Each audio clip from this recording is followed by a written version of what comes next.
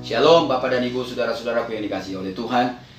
Renungan hari ini dari 1 Raja-Raja pasal yang ke-16 ayat yang ke-18. Kalau kita melihat 1 Raja-Raja, kitab ini mengisahkan tentang para raja Israel dan Yehuda.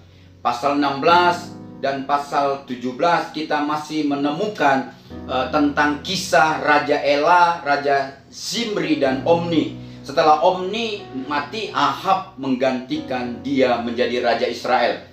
Yang menarik dari pasal 16 sampai pasal 18 ada di pasal yang ke-17, yaitu tentang munculnya Nabi Elia. Nah, kemunculan Elia seperti menginterupsi kisah-kisah raja-raja yang jahat di mata Tuhan. Tanpa ada perkenalan panjang lebar, pasal 17 langsung dimulai dengan seruan dari Nabi Elia mengenai kekeringan di tanah Israel. Mengingat keterbatasan waktu, maka fokus dari renungan saya hari ini adalah di 1 Raja-Raja pasal yang ke-17 ayat yang ke-1 sampai dengan ayat yang ke-24. Jadi pasal 17 ini saya menemukan ada 3 situasi, ada 3 peristiwa yang terjadi. Apa itu Pak Kennedy? Yang pertama ada ancaman.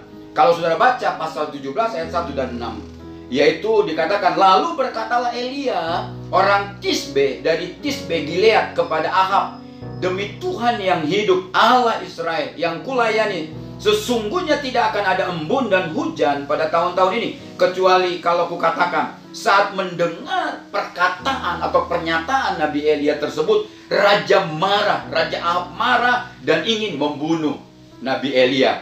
Elia mendapat ancaman untuk dibunuh oleh Raja Ahab. Ancaman adalah sesuatu yang dapat membuat kita takut, membuat kita cemas, membuat kita khawatir. Dan itu bisa saja seperti sebuah masalah besar di dalam hidup kita. Ayat 2 dan 3 saudara bisa baca di sana, di mana Tuhan berfirman supaya Nabi Elia itu pergi, diperintahkan Tuhan ke Sungai Kerit.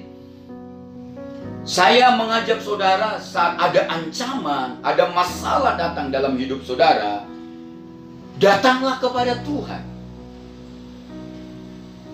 Di Sungai Kerit Tuhan terus menyatakan pemeliharaannya, menyatakan pertolongannya, menyatakan mujizatnya kepada Elia dengan cara mengirimkan makanan setiap hari kepada dia lewat burung-burung gagak. Demikian juga hidup kita. Saat Tuhan suruh kita datang dan berdiam diri, pasti ada penyertaan Tuhan, ada pertolongan Tuhan yang akan dinyatakan dalam hidup kita. Dan ketika ada ancaman, datang kepada Tuhan, dan Tuhan akan menyatakan pertolongan. Yang kedua, yang saudara bisa lihat ayat 7 dan ayat 16, ada kelaparan di sana. Setelah Nabi Elia bersembunyi di Sungai Kerit, saudara-saudaraku, di Sungai Kerit itu mulai kering karena tidak ada hujan. Ayat 7 dan 8 dikatakan Tuhan meminta agar Elia keluar dari Sungai Kerit, menjumpai seorang janda di Sarfat.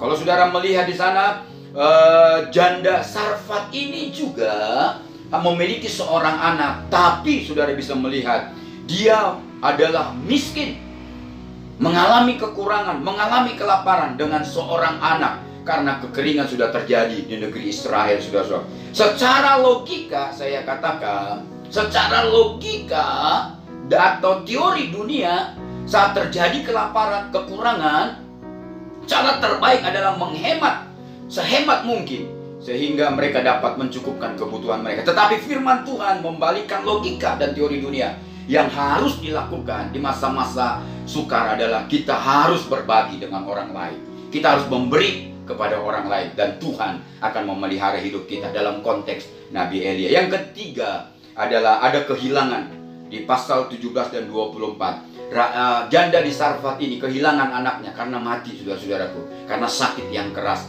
Tapi saudara-saudaraku, di ayat 22 Tuhan mendengar doa dari sang nabi, yaitu Elia. Saya mau katakan, saudara, berdoalah sampai doamu dijawab oleh Tuhan. Berdoalah sampai sesuatu terjadi. Saat diminta hujan oleh Elia, doa Elia dijawab dan Tuhan menurunkan hujan. Tuhan Yesus memberkati saudara.